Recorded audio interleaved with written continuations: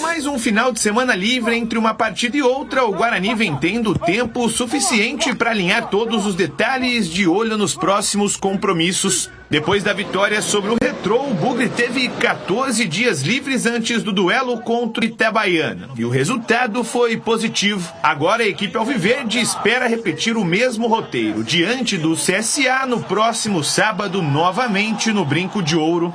Mas eu conheço alguns jogadores que estão lá, eu sei que é um time qualificado, é um time bom, vem fazendo bons jogos, né? E como o cuidado que a gente tem que ter com todas as equipes, né? A gente jamais pode menosprezar o adversário, a gente sabe da qualidade deles, mas dentro de casa a gente tem que fazer valer o fator mando de campo, né? O Guarani também aproveita esse tempo livre para recuperar alguns jogadores, como é o caso de Rafael Bilu. O atacante sentiu o ombro no duelo contra o Itabaiana, mas já está 100% e à disposição de Marcelo Fernandes. Sem nenhum desfalque por suspensão, o treinador terá pela primeira vez nesta Série C a chance de repetir a escalação. Os 3 reforços que foram titulares na última rodada devem permanecer entre os 11 iniciais. Uma vitória contra a equipe alagoana também pode, pela primeira vez no campeonato, colocar o Guarani no G8 da Série C. Para isso, o Bugre precisa vencer e torcer por uma combinação de resultados. E o Marcelo, quando chegou, ele conseguiu extrair, né, esse algo a mais nosso ali. E eu acredito que a gente poderia estar melhor ainda. Alguns jogos a gente bateu na trave ali, esse aproveitamento poderia estar melhor. E como eu falei, a gente vem numa crescente evolução. A sequência de jogos daqui para frente também será fundamental para as pretensões do Bugre no campeonato. Isso porque 6 dos próximos 7 adversários estão acima da equipe alviverde na tabela. Ou seja, qualquer ponto desperdiçado poderá fazer muita falta ao Bugre ao fim da primeira fase. Cara, independente se seja em casa ou fora, ninguém quer perder, né? E a gente já colocou isso na cabeça, já sabe que o Guarani não é time para derrota, não é time de perder. Tanto em casa quanto fora, a gente vai buscar a vitória. Independente, né? Lógico que em casa a gente tem o apoio da torcida, a gente tem essa motivação a mais, mas independente do lugar, a gente sabe que tem esses confrontos diretos aí, a gente vai buscar a vitória. Visando aliviar a folha salarial, o Guarani anunciou a saída do atacante Cristiano.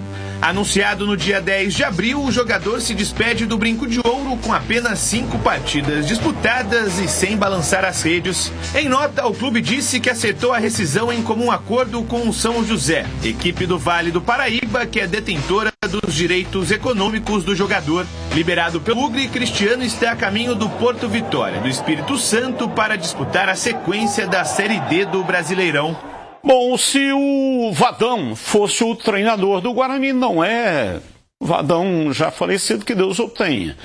Mas o Vadão gostava de trabalhar com mini-metas. Então o Guarani tem pela frente esse jogo, que será inclusive o jogo aqui da tela da Band, sábado, 5 da tarde, contra o CSA. Depois tem o Londrina e o Ituano. Então, imitando aí o Vadão, uma mini meta, porque são 3 adversários concorrentes diretos, adversários que estão dentro do G8, que é a pretensão do Guarani. Então o Guarani, começando por esse jogo diante do CSA, quantos pontos, se fosse na mini meta do Vadão, quantos pontos o Guarani tem que conquistar para entrar definitivamente na briga? 3 jogos? 3 jogos, 2 em casa e 1 fora. CSA, Londrina, qual que é o outro? Ituano. Ituano em casa. CSA, Ituano em casa e Londrina fora. Londrina lá em Londrina, 7 pontos. 7 pontos. 7 pontos. Tem que ganhar os 2 em casa e pelo menos empatar com Londrina. Se fizer esses 7, certamente entra no G8. Porque a situação melhorou de tal forma que nessa rodada, não falando de mini meta de 3 jogos, mas um jogo, se o Guarani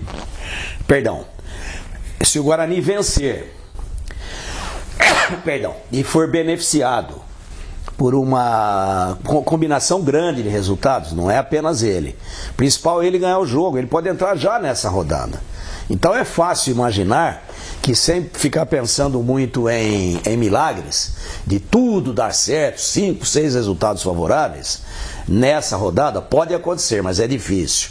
Agora em 3 ganhando 7 pontos, entra, não tenho nenhuma dúvida disso, e seria o ideal. Claro, 9, mas vamos devagarzinho.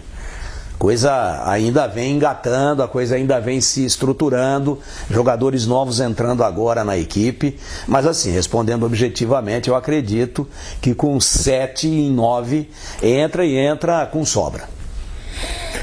Batista, assim, ó, não, com certeza com 7 pontos deve dar para o Guarani ingressar no G8.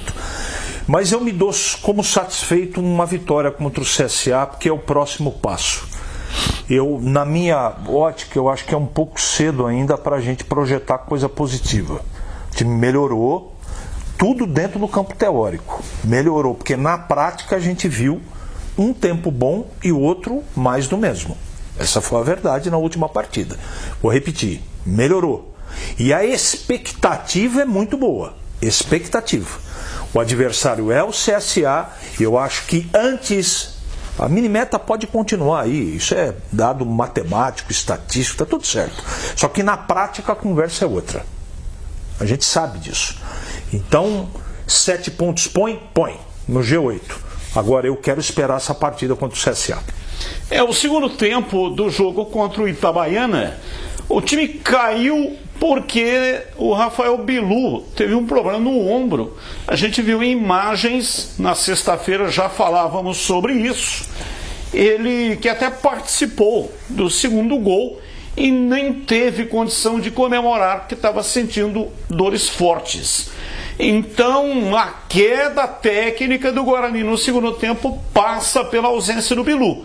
E ele já está recuperado e estará no jogo diante do CSA. Eu acho que existem, Tigrão, outros componentes porque o time despencou no segundo tempo. Mas esse, tecnicamente falando, tem que ser considerado.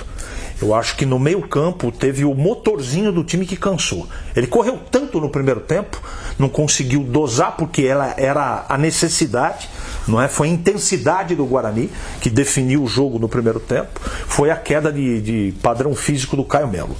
Esse realmente mudou o jogo.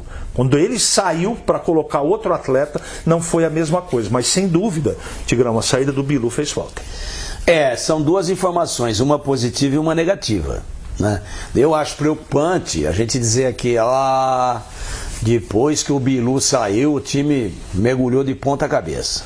Não é bom isso, porque você não pode ser dependente de apenas um jogador, primeiro. Então essa é a parte preocupante. E a parte boa, se é o Bilu que derrubou o desempenho da equipe, você que comentou a partida, CH está dizendo que a saída do Caio Melo também contribuiu, entre outros fatores, tem o fator físico, tem o fator de jogadores estreando. O Guarani começou com 3 jogadores que não tinham jogado ainda. Falta de entrosamento. E depois ainda usou mais 2, dos 9 contratados, o Guarani utilizou 5. 6 no total, mais 1. 6 no total. Então 3 começaram e 3 entraram com o jogo em andamento. É muita coisa. Então tem outros fatores que concorreram para isso.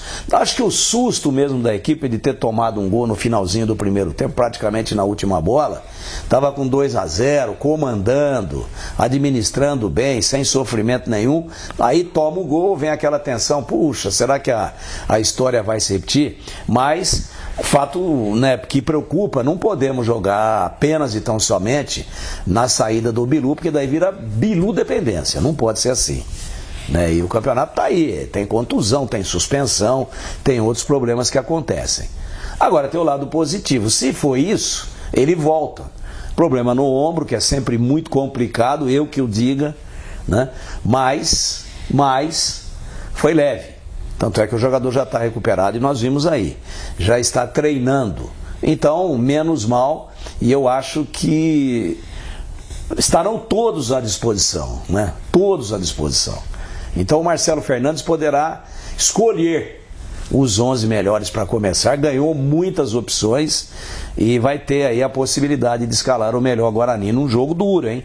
Que ninguém também se iluda com mini meta. Eu falei aqui de 7 em 9, que o CSA é bem superior à classificação, mostra indiscutivelmente isso, muito superior à Itabaiana, o adversário da última rodada.